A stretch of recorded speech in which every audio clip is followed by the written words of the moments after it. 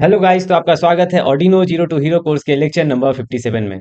आज हम लोग बात करने वाले हैं कि टेम्परेचर सेंसर्स और ह्यूमिडिटी सेंसर्स क्या होते हैं, वो कैसे काम करते हैं और उनका यूज़ हम लोग कहाँ पे कर सकते हैं, कितने तरीके के होते हैं, कितने वैरायटी के होते हैं, उनका खर्च ये सब कितना आता है, सारी की सारी थ्योरेटिकल चीज़ें आज मैं कवर करूंगा, आपको इंट्रोडक्शन दूंगा इन सेंसर्स से। ठीक है, तो देखिए, बेसिकली टेम्परेचर और ह्यूमिडिटी जो है वो दो मोस्ट कॉमन फिजिकल पैरामीटर है जिसको हम लोग इलेक्ट्रॉनिक्स या आईओटी में बहुत ज़्यादा यूज करते हैं। ठीक है, जैसे कि आपको वेदर स्टेशन बनाना है या स्मार्ट होम बनाना है, ग्रीन हाउस इफेक्ट जो भी चीज़ है, या फिर आप इंडस्ट्रियल मॉनिटरिंग में या फिर हेल्थ डिवाइस, जहाँ पे भी आपको टेम्परेचर का पैरामीटर या फिर अभी का वेदर का कंडीशन को जानना होता है कि अभी ह्यूमिडिटी क्या है, तो वो सब जगह पे ये सब सेंसर का बहुत ज़्यादा यूज आता है। ठीक है, तो देखिए, बहुत सारे टाइप के ह्यूमिडिटी सेंसर हैं, टेम्परेचर सेंसर है, आपको दिख भी रहा होगा मेरे सामने, मतलब मेरे पीछे में दिख भी रहा होगा कि हाँ, ये सेंसर है, BMP 180, बहुत सारे सेंसर, LM35, बहुत सारे आपको ये देख रहे होंगे, DS18B20 जो भी है, DHT11, DHT22, बहुत सारे देखिए यहाँ पे LM35 भी दिख रहा है। ये इतने तरीके के सेंसर हैं, सारे के सारे का इंटरफेसिंग मैं एक एक करके आपको एकदम सिखाऊंगा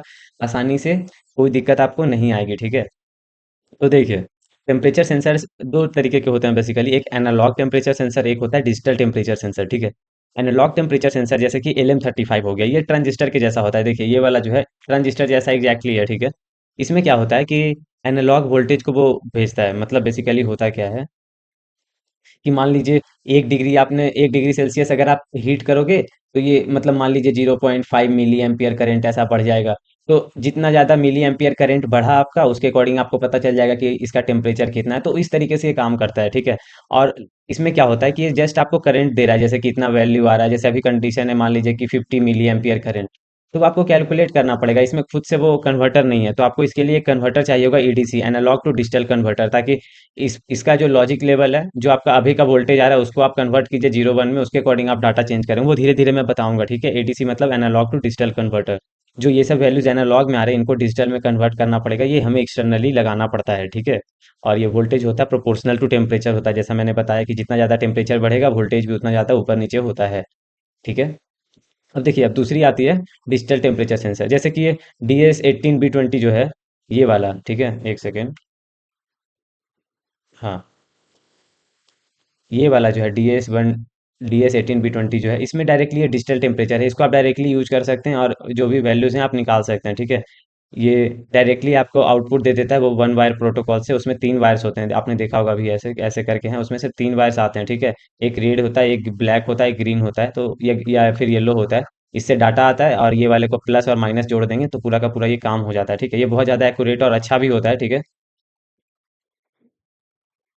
हाँ, तो देखिए, अब ह्यूमिडिटी सेंसर्स भी बहुत तरीके के हैं, मतलब बहुत सारे वेराइटी हैं, पर मोस्टली जो कैटेगराइजेशन की बात करें हम लोग, तो वो कैपेसिटिव ह्यूमिडिटी सेंसर और एक रेजिस्टिव है। जैसा कि देखिए, नाम सजेस्ट कर रहा है कि बेसिकली नाम से क्या लग रहा है हम लोगों को कि कैपेसिटेंस चेंज होता होगा ह्यूमिडिटी के अकॉर्डिंग, और एक में होता होगा कि रेजिस्टेंस चेंज होता होगा। हाँ, तो ऐसा ही है बेसिकली।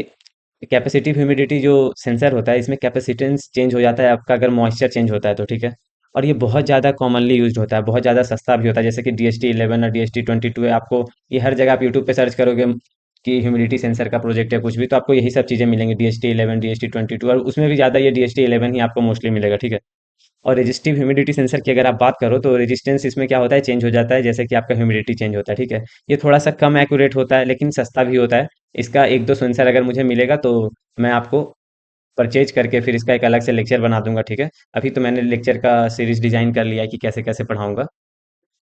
तो ठीक है, देखिए, कुछ कुछ सेंसर्स ऐसे होते हैं कि जो ह्यूमिडिटी को और टेम्परेचर को एक साथ मेजर कर सकते हैं, वो मतलब दोनों के काम आ सकते हैं। ठीक है, तो उसी में जैसे कि ये DHT11, DHT12 या SHT31 है, ये सब जो सेंसर्स है ना, ये तीनों के तीनों मतलब दोनों काम में आते हैं। तो ये मैं इसका इंटरफेसिंग भी दिखाऊंगा कि इससे टेम्परेचर कैसे निकालते हैं, मतलब इससे टेम्परेचर कैसे कैलकुलेट करते हैं फिर, और ह्यूमिडिटी भी किस तरीके से हम लोग निकालते हैं। ठीक है, ये बेसिकली क्या है कि बोथ टेम्परेचर एंड ह्यूमिडिटी एक ही पैकेज में आ जाता है, आप ये एक सेंसर बाई करो।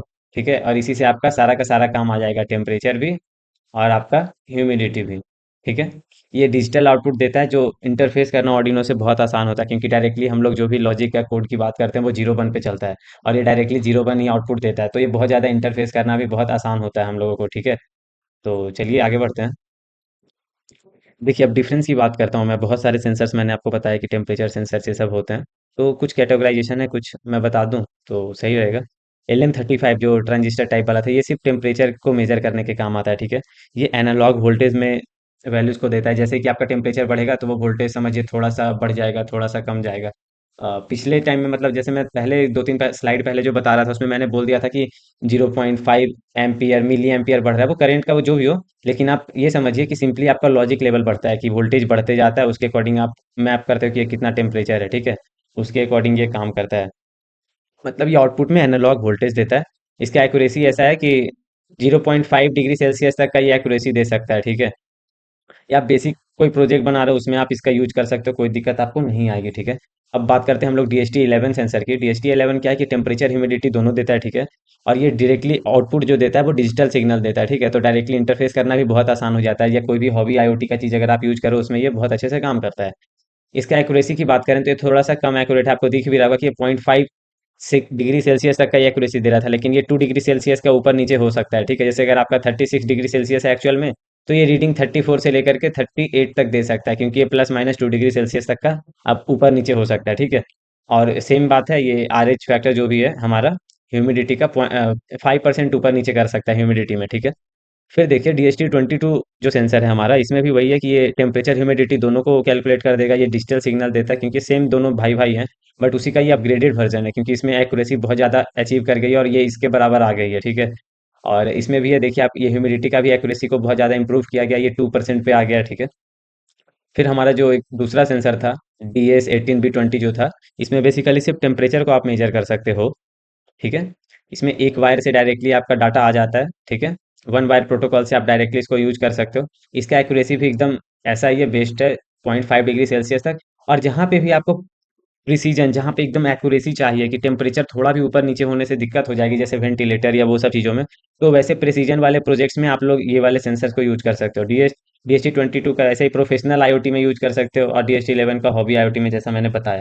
तो शायद सारी की सारी चीज़ें कवर हो गई, कहाँ पे किसका यूज आएगा आपको ये अच्छे से समझ में आ गया हो, क्योंकि ये जानना जरूरी है कि आपको कैसा प्रोजेक्ट बनाना है, उसके अकॉर्डिंग आपको कौन सा सेंसर लगेगा और कहाँ कितने पैसे खर्च होंगे, ठीक है। ये थोड़ा सा सस्ता आता है, ये उससे महंगा आता है, उससे महंगा ये आता है, और ये थोड़ा सा और महंगा आता है, 100-150 में आ जाता है। सारे के सारे सेंसर्स हैं वो 100-150 के अंदर आ जाएंगे आपके, ठीक है।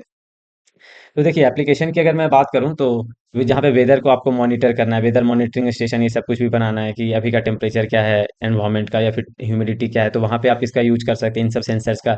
एग्रीकल्चर या ग्रीन हाउस जो सिस्टम होता है वहाँ पे आप इसका इस्तेमाल कर सकते हो, ठीक है। इवन HVAC जो हम लोग बोलते हैं, हेल्थ वेंटिलेशन एयर कंडीशनिंग जो भी होता है, वेंटिलेटर्स में, हॉस्पिटल्स, ये सब में जो बहुत सारे IoT डिवाइसेस आजकल बन रहे हैं। जैसे ही गर्मी बहुत ज़्यादा बढ़ गई तो वो AC को खुद से वो चला देना, या फिर ठंडा में बहुत ज़्यादा जैसे ही ठंडा हुआ हीटर को उसके अकॉर्डिंग गर्म करना होता है, क्योंकि बच्चों का या फिर एक छोटा सा बेबी ट्यूब ये सब होता है, तो उन सारी जगहों पे उन सब चीज़ों में ऐसे सेंसर्स का यूज होता है, और उस तरीके से चीज़ों को ऑटोमेट किया जाता है, ठीक है। आप स्मार्ट IoT डिवाइसेस जैसे कि Alexa हो गया, गूगल होम का सेंसर से सब हो गया, उसमें देखेंगे कि आपको स्क्रीन पे दिखता रहता है कि कितना टेम्परेचर है अभी वेदर का। तो वो सब चीज़ों में ये सब सेंसर्स का इंटीग्रेटेड रहता है चिप में, और वो टेम्परेचर ये सब कैलकुलेट करके बताते रहते हैं, ठीक है। तो देखिए अब आपका होमवर्क ये है कि आप रिसर्च कीजिए कि कौन सा बेटर है आउटडोर वेदर स्टेशन में, LM35 या DHT11 कैसे बेटर है। आप उसका रीजन होगा, अगर आपको ये पता है तो कमेंट कीजिएगा, तो मुझे भी अच्छा लगेगा कि आप लोग देख रहे हैं और पढ़ रहे हैं, सही से फॉलो कर रहे हो, ठीक है। दूसरा होमवर्क है, if you need temperature with high accuracy which sensor would you choose. मतलब अगर आपको ऐसा टेम्परेचर सेंसर चाहिए जिसमें आपको टेम्परेचर को बहुत एक्यूरेटली कैलकुलेट करना चाहते हो, बहुत एक्यूरेसी के साथ आप मेजर करना चाहते हो, तो कौन सा सेंसर को आप प्रीफर करोगे, ठीक है। तीसरा प्रॉब्लम है कि आप डाटा शीट निकालिए LM35 का, DHT11 का, 18B20 का, और उसका ऑपरेटिंग का रेंज देखिए कि कितना डिग्री से कितना डिग्री पे ये काम करता है। कौन सा सेंसर है जो पूरा एकदम -15 -20 डिग्री सेल्सियस तक से लेकर के 200-300 डिग्री तक भी काम कर सकता है। एक जितना तक किसका रेंज कहाँ तक है, वो कहाँ पे कितना वैल्यू देता है नहीं देता है, वो डाटा शीट होता है जो मैन्युफैक्चर बनाता है कि ये डिवाइस इस तरीके से काम करता है। उसको थोड़ा सा आप रिसर्च कीजिए, गूगल कीजिए, और पता कीजिए कि कौन सा कहाँ पे आपको कैसा यूज केस में कौन सा सेंसर को यूज में लेना है, ठीक है। तो थैंक यू गाइज, मुझे भी बहुत मजा आ रहा है। आपको तो आज मैंने पूरा थ्योरी बता दिया कि टेम्परेचर सेंसर और ये जो हमारा ह्यूमिडिटी सेंसर है, ये सब चीज़ें कैसे काम करती हैं, कितना खर्च आता है, कितने वैरायटी के होते हैं, कहाँ पे किसका यूज करना है। अगले लेक्चर में मैं एक एक सेंसर्स को पकड़ूंगा और एक एक करके मैं सिखाता जाऊंगा, और आप सीखते जाएंगे, आपको भी मजा आएगा। और हमारा ये जो बिगिनर का सीरीज है ऐसे चलते जाएगा। तो keep learning, keep tinkering, bye.